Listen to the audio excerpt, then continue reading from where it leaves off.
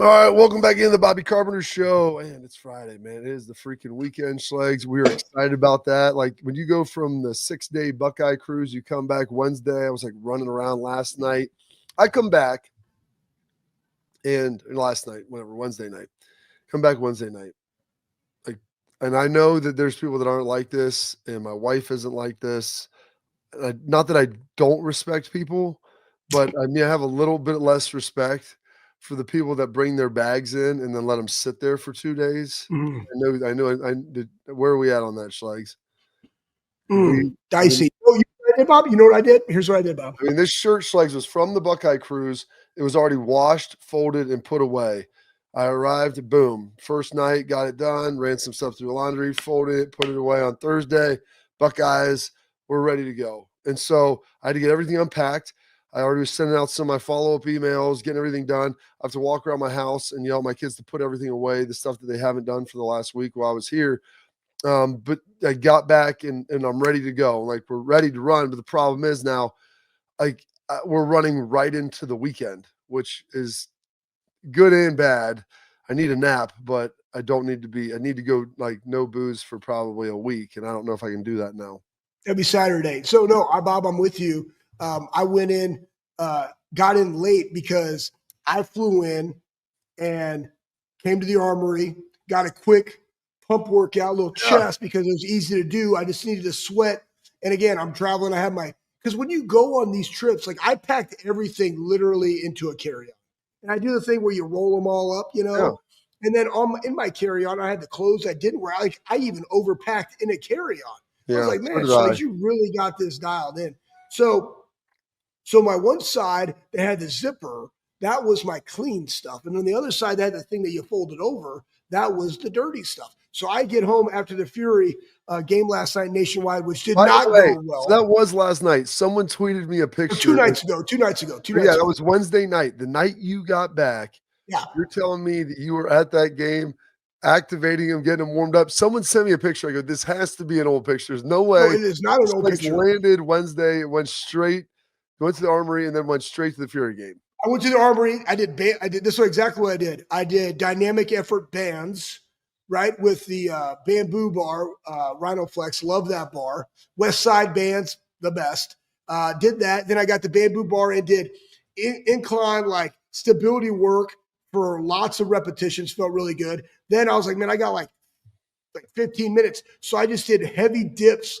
And I did like sets of 25 till I got to 100. And I couldn't get 25. So I just like, I'm going to keep going until I get to 100. Then I was going to do some chest flies, really feel it with some triceps. But somebody was on it. I said, charge to win, and pounded a protein shake. And now here's the good thing. I've been flying. And I like to shower after I fly. I don't have time. So I'm just fermenting, and I just did chest. And I was wearing my Ohio State ROTC shirt that I had on the plane. Changed shirts to an Armory shirt, went to Nationwide Arena, activated them, got them juicy, and then, man, we got beat 3 sets. Now, Omaha is the best team. We were there in 2 of those sets. Got to pull it out. So we got training. Let's see, when do we got it? We got training on Saturday and then Sunday, and then they'll play again. Anyways, I digress. But yes, I was at that game, by the way. Well, when you say fermenting, hyping them up up there on the sideline. Well, no. Yellow. I was like, I want yellow cards. Like, I mean, it was awesome. It was awesome. When you say fermenting, Schleich, just to clarify that for the folks, that means Schleich comes out hot and ready after a workout, no shower, and just locks the scent in and just wears heavier clothes. So that really good Ariat jeans, look at them. Fermenting, yeah. Or you gag on that. Gag on it, but you can't smell it. Can't smell it because it's that's why you got to get those thicker denim. If I was wearing some of those Muggsy jeans that are nice, they're form-fitting, right? Oh, man, that stuff would be seeping right out of there. But you know what? When you wear those Ariat jeans and those boots, just locks it in. That way, when you get home, you take it off, you throw them in the washing machine, bumpy. It's like the Batman costume, Schlegs. It really helps lock in the flavor, the rubber costume to get you going. So you got that going for you. What else we had going for us, Schlegs, was the Buckeye Cruise. I want to tell one more quick story about that. Like, this is one of the great things. Like, you want to see young guys in action. and everything. Yeah, if you were saying hi to them, they'd come and talk to you. And the amount of people I know who when I'm talking to the guys, like, oh yeah, they're just such great young men. They're respectful. They're listening and all this stuff. But then you get to want to see like some personality. So I don't think I've ever heard Tegra Shabola talk in my life. He did a 5-minute interview with me. It was great. Kenyatta Jackson, just like a quiet guy, doesn't really talk a whole lot either. Carson Hinsman, who's fun and very jovial and outgoing. I don't think he was allowed to talk to the media for a while this year. Then came back at an unbelievable finish to the season. Lincoln Keno, it's like no one's really kind of heard from him, maybe a little bit, but he's been the backup and quarterback competing with all that. And like you see these guys, so we got him out here. There was a game. Caleb Downs, IGB. I mean, who else? So here's who was there. Here's the full deal. We already rattled this off. Did we do this earlier? No, I don't know. Do it again. Okay. Yeah. Caleb Davidson, Kenyatta on defense. And then you had Carson, Tegra, Lincoln. Who am I missing? One more. There was 7. KJ, Caleb, IGB. Carson, Tegra, Lincoln, and there was IGB. Who else? It'll hit me here in a minute. I'll have to look up. I got interviews with all the guys, so I'll pull it up on my phone. Anyway, they all get up there, and we do this game. Lorenzo Styles. Dadgummit. Yeah, exactly. Pig town. Yeah. Unbelievable. And Lorenzo was smart, locked in. Sonny didn't go. He's afraid of water. He said, I'm like, but we're in a boat. He goes, that's what I told him. I'm like, good for you. Way to give your brother some hell, and not just accept whatever he was saying. But I had this game on the pool deck in front of everybody. And so there was a stack of cards, buzzers. I know I explained this a little bit yesterday. Buzzers, they'd flip the card, they'd have something in. And so like the word would be stay. And initially you could just say a song's name that had stay in the song as lyrics or in the name or sing the lyrics. Well, then it turned out like everybody just sing the lyrics. Like it's like everybody's over here. Schlegs is in it. I'm in on the other side. We had 1s and 2s. Schlegs, 1's on the face, 2's on the chest is what you always say. So we're going back and forth. This is a little snippet of these guys on the pool deck in Buckeye Brotherhood. No one can ever keep you down. Boom. Drug kick. Let me see. You the best. You the best. The best I ever had. The best I ever had. Yeah, I love it, man. Our last one, guys. Last round.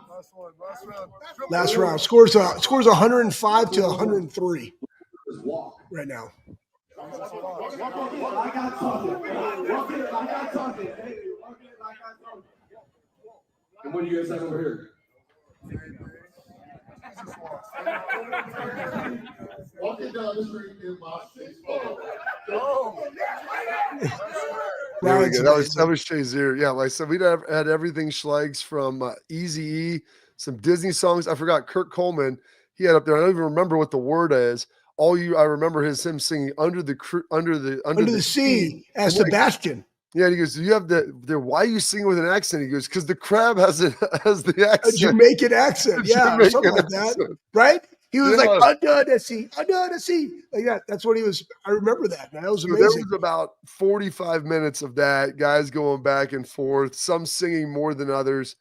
And then probably the best of all of it is I wasn't feeling well on the last day. We had a little bit of, the cruise was rolling a little. We got a little seasickness to me on the going by. Got a nap. We got anchored down, so I felt good.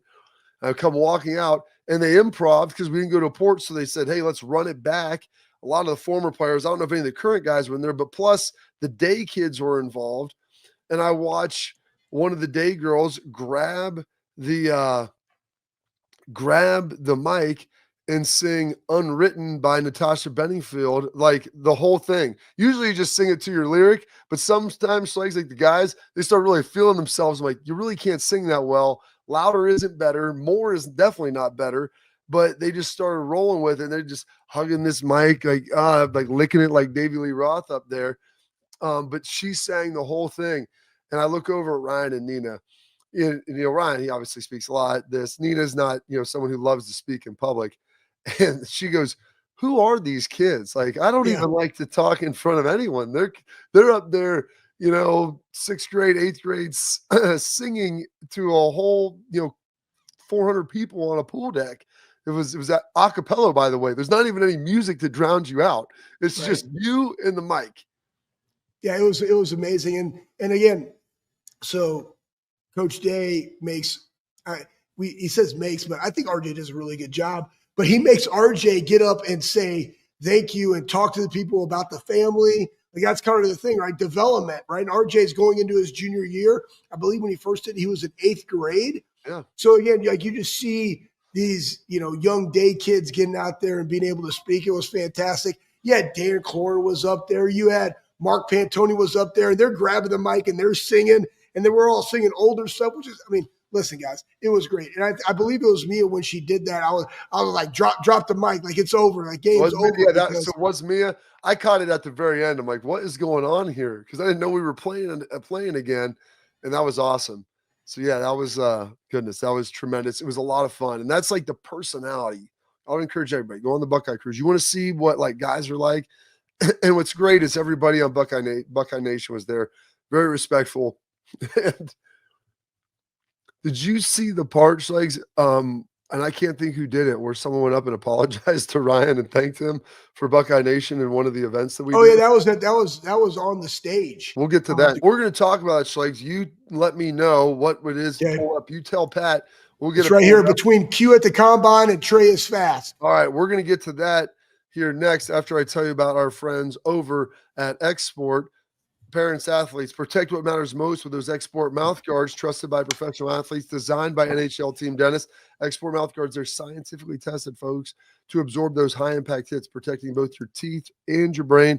Export mouth guards feature 3 layers of advanced protection, including a patented use of carbon fiber, custom fit. They 3D print that thing right to your smile. More protection, better performance, max comfort, and clear communication, so you can focus on your game, not on your gear. Don't take chances with your safety. Visit exportguards.com/Bobby. Save 15% on your order. Export, protect what matters most. More of the Bobby Carpenter Show coming up next.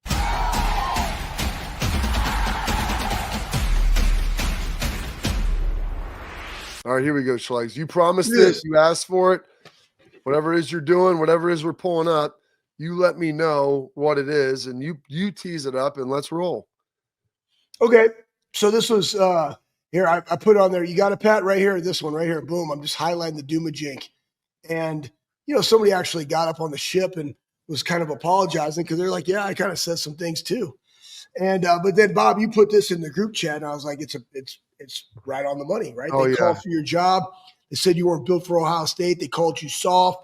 They said you couldn't win big games. They said you weren't a leader. They were wrong. They now refer to you as national champion, Coach Ryan Day. I like that's a home run deal. And you know what? Here's the thing. And this goes back to the hire, and we'll talk more about the coaches that they're bringing in, Bob. But now you are that. And what do you do with that, right? And that's where you go and you chase the 1% of 1%. Honestly, why do you have to be conservative, right? Why do you bring in a Matt Patricia? When you go and you look at like your defense from the year before, your D coordinator leaves, you try to retain them. Hey, cool. You go to Penn State. Where do we want to go? And again, everybody got paid. Everybody got a bump. Everybody got a different title. But you bring somebody in that has experience. Not only does he have multiple Super Bowl rings as a coach, was also a NFL head coach, was a D coordinator for a long time, but he's been in a lot of different systems, in a lot of different fronts. And when you have a unique group of guys with a skill set, I know all the time people are clamoring there, well, what about CJ Hicks? And what about this guy? What about that guy? How are you going to utilize this? That's why you bring somebody like a Matt Patricia in, because like, man, I'm just looking at the guys and what they do and how we could add value and how we could put them in the best position to be successful as the defense while also maintaining the integrity of the defense that we've already had. So it's not necessarily the players that have to make the adjustment. It's the coaching staff, which again, what did our defense do when we allowed them to play without the grade? They played really fast and really violent, and that's what great defenses do. They communicate, they play fast and violent. And so you bring a guy like that in. The other guys are the ones recruiting with the relationships they know about the guys. Boom, he comes in, all this experience, multiple Super Bowls. How can our guys add value and how can we put them in a position to have success? That's why he made the hire. But you can do that because you're now also national champion Coach Ryan Day, and he wants to run it back, run it like that. And that's the expectation of Ohio State, and he knows that. So it's great. I was I'm gonna try to get Matt Patricia on. Saw my guy Matty P today, talked to him. Didn't bring it up. I brought it up to Walt. You're gonna try to get our guy OG Schlegs, Tim Walton. I'd like to have both of those guys on next week to be able to kind of talk a little bit about this and everything that we got going. So going to try to get that done here for the crew so everybody can get a chance to see and learn a little bit with that. I would say when you talk about Matt Patricia and like what he does, and I always tell something like and Walt's like this too. Like, and Jim Knowles had a great system, and so there's different ways about going about it. But there are certain coaches that are scheme coaches, like system. They've got their system, and I would equate it like this: like you want to go get a great steak, you go to Hyde Park, you go to Jeff Ruby's, dude. They're going to give you Schlegs a great steak. They major in that, dude. It's going to come out. The sides are going to be what you want. And that's going to be exactly what it is. And the consistency, and they're going to give you that thing. Now, if you ask them to make you something like, hey, I would like, I don't know, some stir fry or something like that, or something else. Like, no, that's not what we do. We're really good at this. We stay in our wheelhouse, and this is how we dominate. Matt Patricia is maybe a little bit more Schlegs. Like there's a show called Nailed It where they give you ingredients beforehand, and it's like, hey, make me whatever. And he's creative where, boom, okay, we've got this, we've got that. Let's see what we have. Yeah, I'm used to doing this stuff, but we can build this thing around. I know Walt's like that too. Like, let's figure out what our guys are really good at. We got cover two corners. Let's play cover two. We got man corners. Let's play man. We got dudes who can rush. Let's rush. We don't. Let's figure it out. Maybe we got to blitz a little more. Maybe we can go just 4. But like you figure that out, and boom, all of a sudden it's all good, and then you get it going. You're absolutely right, Bob. And I will say this.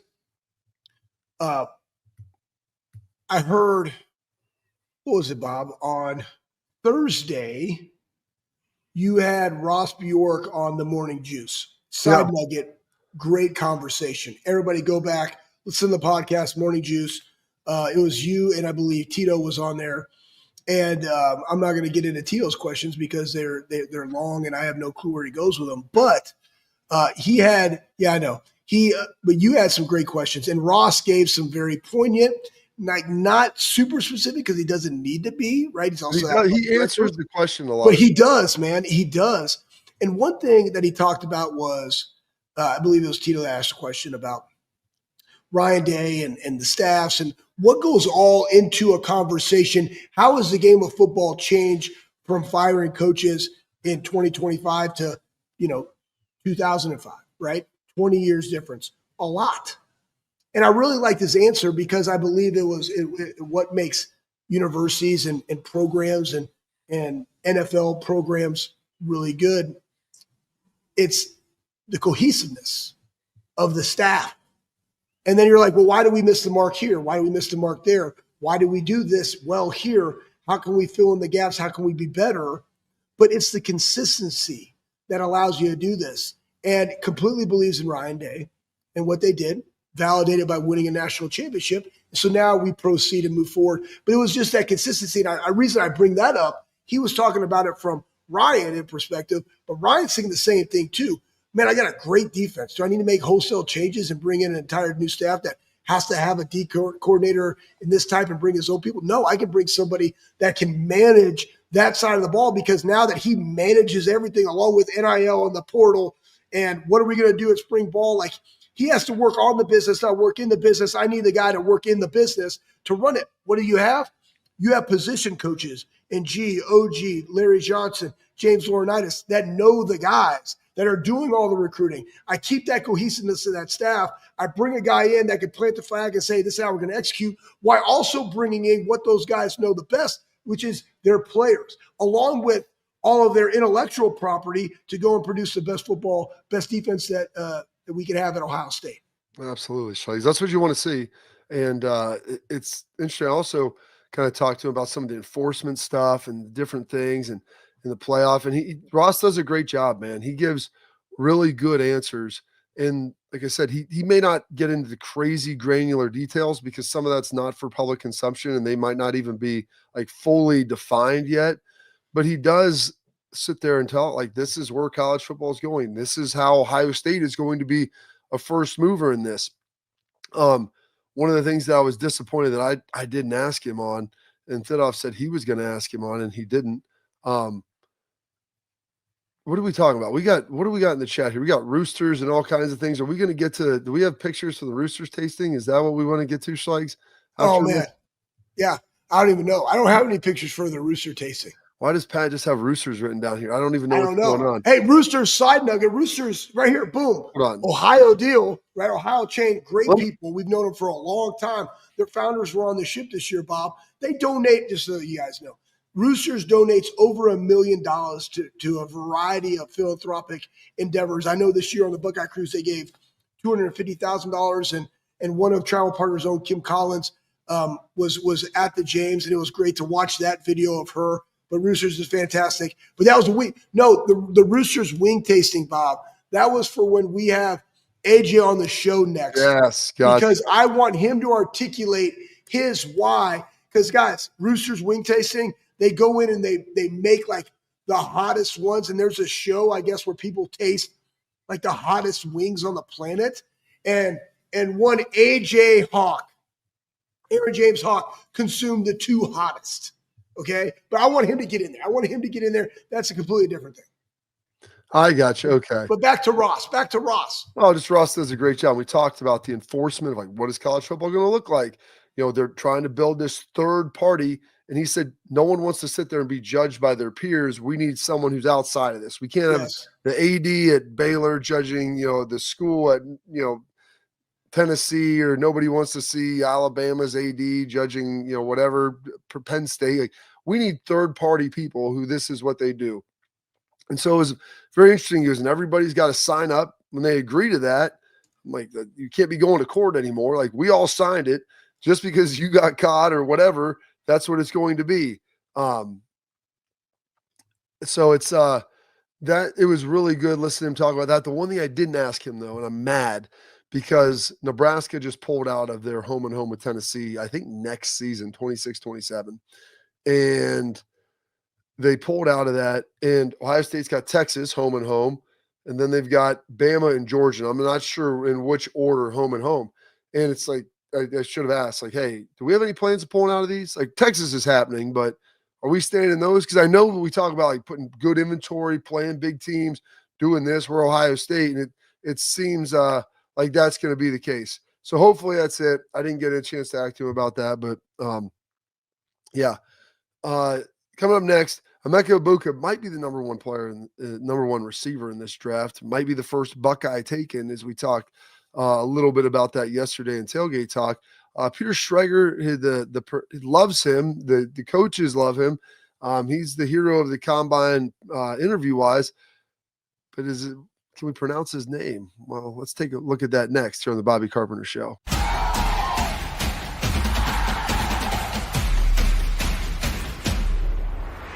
All right, welcome back in. And if we're going to pull that up from NFL Network, and it's great. It's very complimentary of them. But I remember watching it. It's like trying to see this. Like, what is going on, Pete? Like, Peter Schrager from the NFL Network does a good job on Good Morning Football.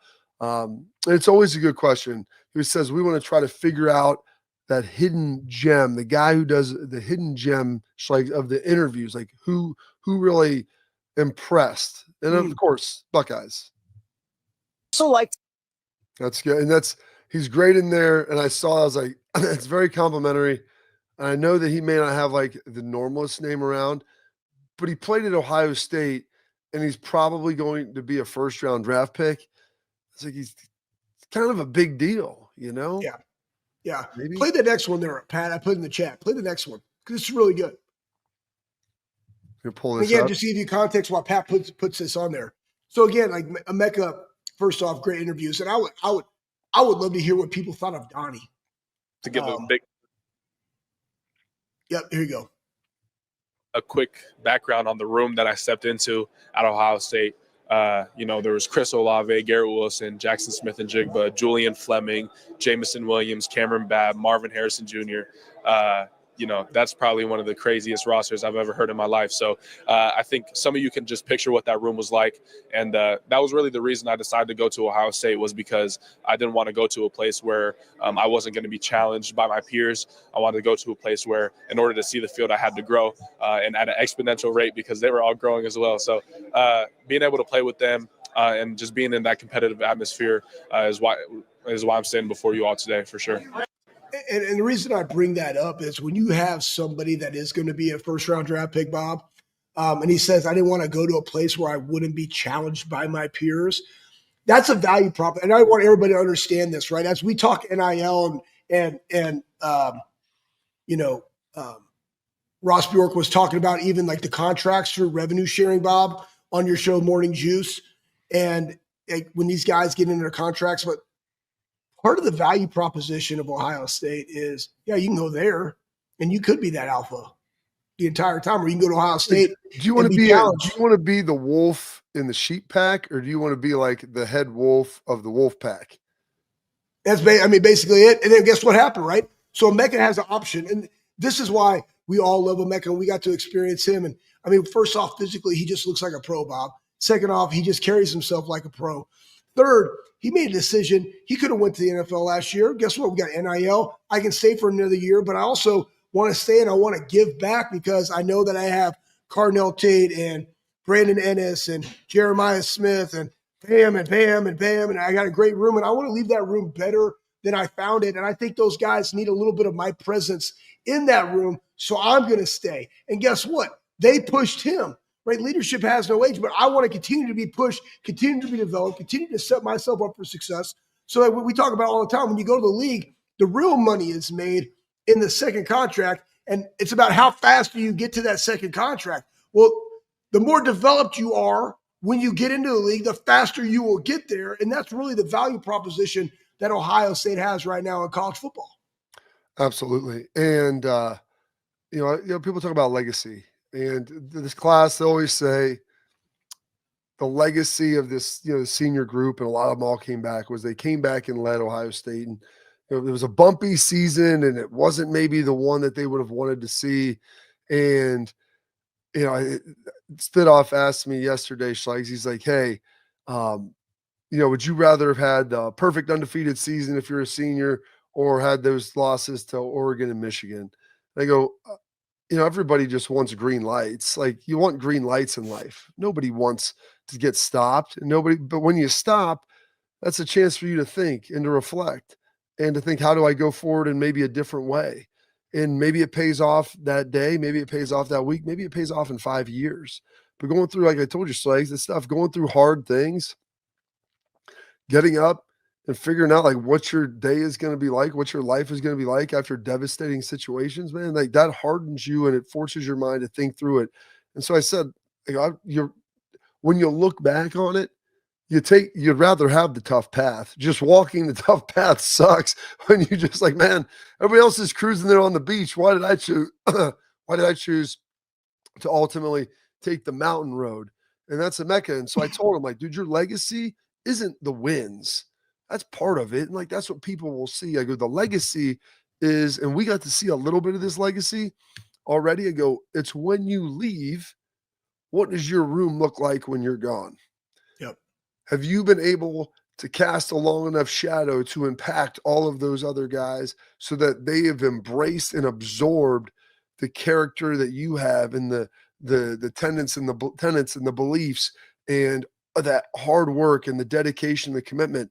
Like, are they going to go out there on the Monarch and be able to work every day? Are they going to be trying to figure out how do I start pushing edges and get my edge, and try to find a way to do that? And you could tell by the guys on the boat, because not a lot of these guys have played a ton, but you felt like there was a similar grind there. There was a similar belief and understanding. And like, I think they did a good job. Now we'll find out and time will tell, but you feel like these guys are in a good spot. And a lot of that's Emeka when he comes through there and you're like, man, it's going to be sad to see you go, but I feel like you train the next guys well enough. Yep. Absolutely, Bob. And I would say this too, like even on that ship, you know what? Ryan brought this up on the ship, Bob. And these young guys that are on the boat, the leaders in the building, they had the national championship up. And what did he say, Bob? They're like, hey, we want this stuff removed. Like, I mean, obviously keep up that we won a national championship in 2024. Keep up those signs, but we don't need it displayed all over the place. And the reason he said that was because the leaders of this new team, Ohio State Buckeye football 2025, we haven't done anything yet. Last year's team was last year's team. This year's team is this year's team. We haven't done anything. They've already been going through mat drills. Matter of fact, boom, this morning went through another one. And then guess what? Spring break. Then guess what? Spring football. Here we go. Buckle up, Buttercup. And then bam, now you're into your Maymester and into your summer conditioning and then camp. And that's why it was great that I was there on the ship because, you know, I did some things with them very, very sparingly because I was like, listen, man, you guys have been training your face off. I know what it is. It's not going to hurt your body to do some mobility work, get in the sauna, like recover, sleep. You know what I mean? Like just kind of take care of your body because as soon as you go back, you're right back into the meat grinder. I guarantee you, your body's going to feel a little bit better having had a little bit of this time. So make sure that you eat properly. Make sure you're hydrating your face off properly with H2O and, you know, doing the things that you need to recover because when you go back, you're right back into business. And it's okay to press pause for a hot second. Remember, Urban talked about this all the time. Working the game. Right now, we ain't working the game. We're like celebrating Ohio State and being philanthropic. And then as soon as I get back, boom, now I'm going to work the game. And they do a very, very nice job with it. But this is a different team, man. Every year is different. And now these guys have to take ownership of this team. Buckeyes, spring ball coming up. A lot of blue bloods canceling their spring games. What's that going to look like? What will it look like at Ohio State? Find out coming up next.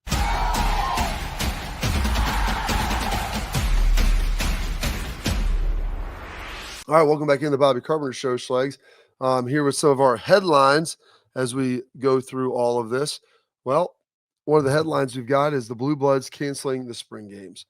And some of these teams out there, you wonder, like, who is that? Well, Why does it say Ohio State on there? Well, here's the thing. And so that's why everybody has said that. But Ohio State, I can assure you, they're having a spring event, a festivity that I need to put all this in my calendar. I haven't done it yet.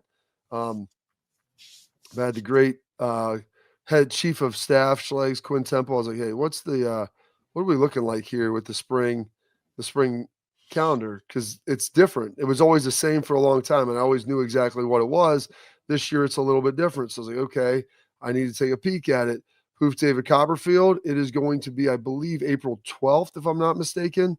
Yes, I have to blow it up. April 12th will be the spring. It still says on the calendar, the spring game. Now, is it more of a showcase? You know, is that what it is? Like Nebraska straight up said, like, we're not doing a spring game. I think Texas said the same thing. Like, but are you trying to replace that? And is it a true spring game? I mean, really, Ohio State, even with Urban, like, there was the festivities, you had the races, you have Cardale Jones throwing out there. Go ahead. No, listen, man, it wasn't showcase. It was, I mean, JT and Cardale, like, didn't do a lot, you know?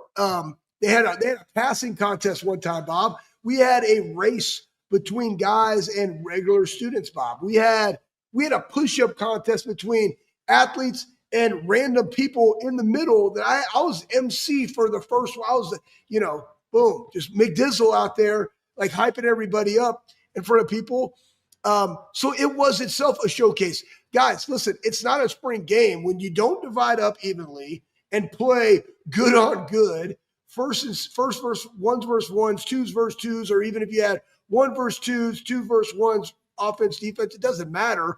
But, like, are you still keeping score? Yeah, I guarantee you they're probably going to keep score in some form or fashion. You had that last year. Regardless of whether you call it a game or you call it a showcase, there's still going to be something because, again, let's not forget what this is. It's an opportunity for coaches to get in the box, have coaches on the sideline, and work out that dynamic. Because every time you have a game like this, showcase doesn't matter. You're going to have a head coach of the Scarlet, and you're going to have a head coach of the Gray, Bob. That's what it is. I remember our senior year after we graduated, I was like a quote unquote, like, assistant head coach of the great team, and I wore a gray sweater vest with no sleeves. Like that was the thing. You wore a gray sweater vest because a vest by definition doesn't have sleeves. You didn't wear an undershirt. You wore a sweater vest. Your burn was fantastic because you had – I mean, the Ohio State spring game can either be 45 and trash or it can be like 70 and 75 and torch you. And you had the 75 day with the sweet burn, and then you had the straight V-neck burn right down the middle. And Tress was just shaking his head at you as you were out there as the figurehead coach of the great team.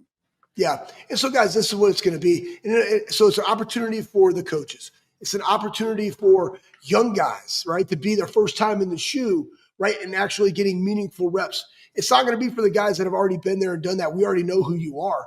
But it's for that, and more importantly, it's for the fans. It's an opportunity to bring your families and experience it. And also, side nugget, it's an opportunity for families to come, and because they always do something at the Woody after the game where coaches and siblings and family members get to mingle with each other, mingle with the coaches. I believe, too, it's the same night we do Saddle Up, baby, right there in the Woody that raises money for, Ryan's charity, On Your Sleeves Mental Health, and the Buckeye Cruise for Cancer. That's great. So all those come together at that time. Ain't canceling nothing.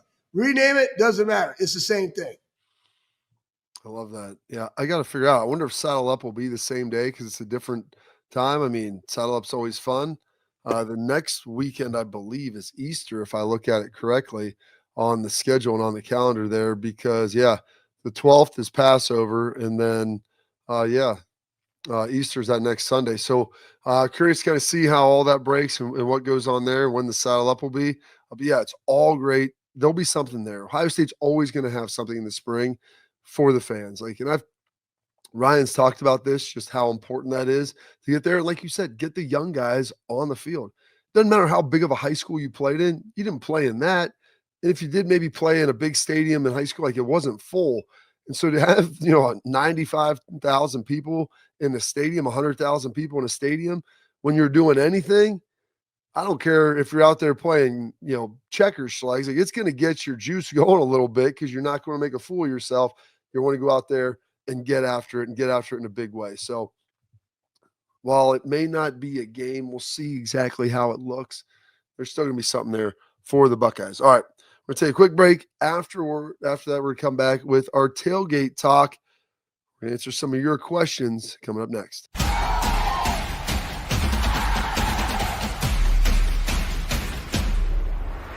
All right, Schlegs, welcome to Tailgate Talk. We answer your questions, get everything going here.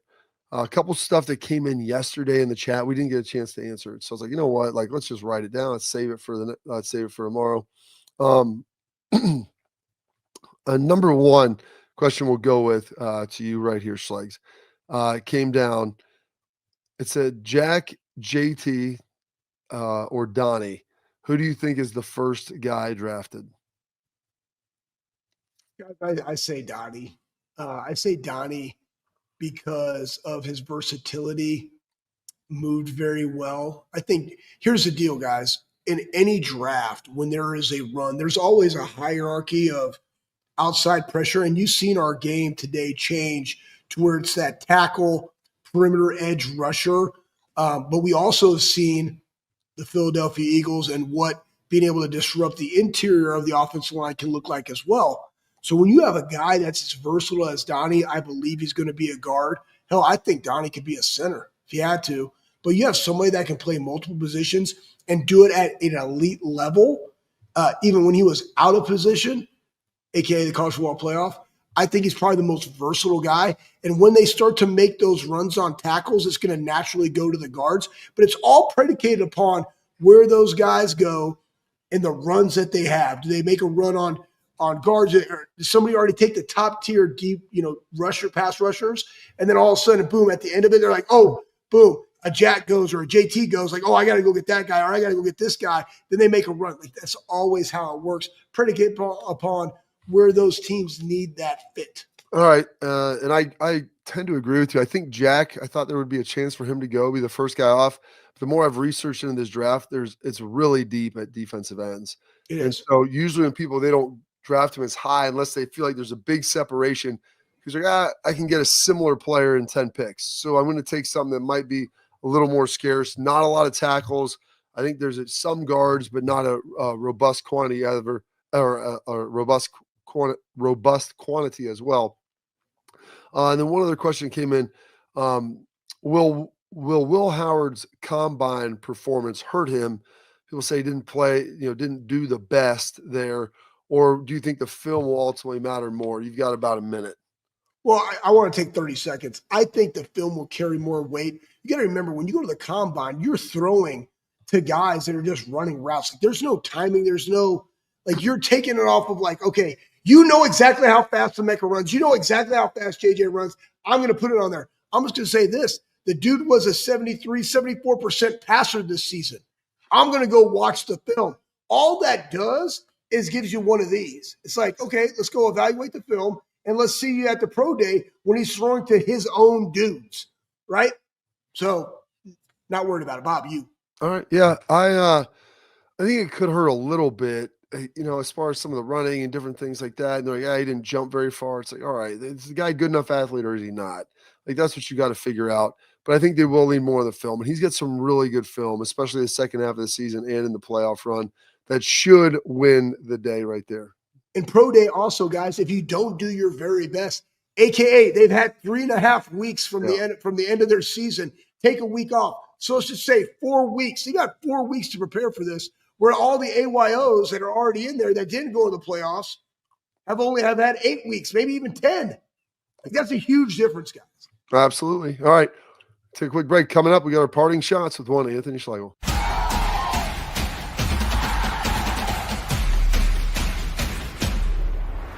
Parting shot, Schlegs, is going to be dude of the week. We've got 40 seconds here. You get 25. Well, who's your dude? Oh, man. Well, that's a great question, Bob. Well, I'm going to say this. My dude of the week, selfishly, I'm going to use the Buckeye Cruise for Cancer because we just came off of it. So just the fact that you have a national championship coach that also sees that it's important to bring his current players on the ship, be able to communicate, bring your family on the ship, be able to give back, not only of your time, talent, and treasure. I just mentioned treasure because financially he gives back, but Ryan Day and everything that he's done for Ohio State, everything that he continues to do in the community of Columbus, Ohio, trying to make Ohio State the best it could possibly be, whether it's on the football field or in the lab or at the James Cancer Hospital. That's special. So, boom, Ryan Day. Yeah, that makes sense. Ryan Day. The good news is Ryan Day is more cognizant of, he has greater clock awareness than you. Because when I say 20 seconds, you talk for a minute. So next time I'll have to say 5 under that and get you back to where you need to be. Mine's going to be, I think 7-8 year NFL vet, just retired out for the Cincinnati Bengals, played his entire career in the state of Ohio, Buckeye, Bengal, played, I believe, at Moeller. Okay, I thought it was Moeller. Wanted to make sure I got that right. No one got upset. But kudos to him, man. Job well done. Longest fumble return in NFL playoff history, 98 yards last year for the Bengals to top the Ravens. Sam's one of my favorites, man. Worked his butt off there. You were there with him, Schlegs. Kudos for him to a career well done. That's it for us today. Stay locked in. Stay tuned. We will see you next week on Monday for the Bobby Carpenter Show.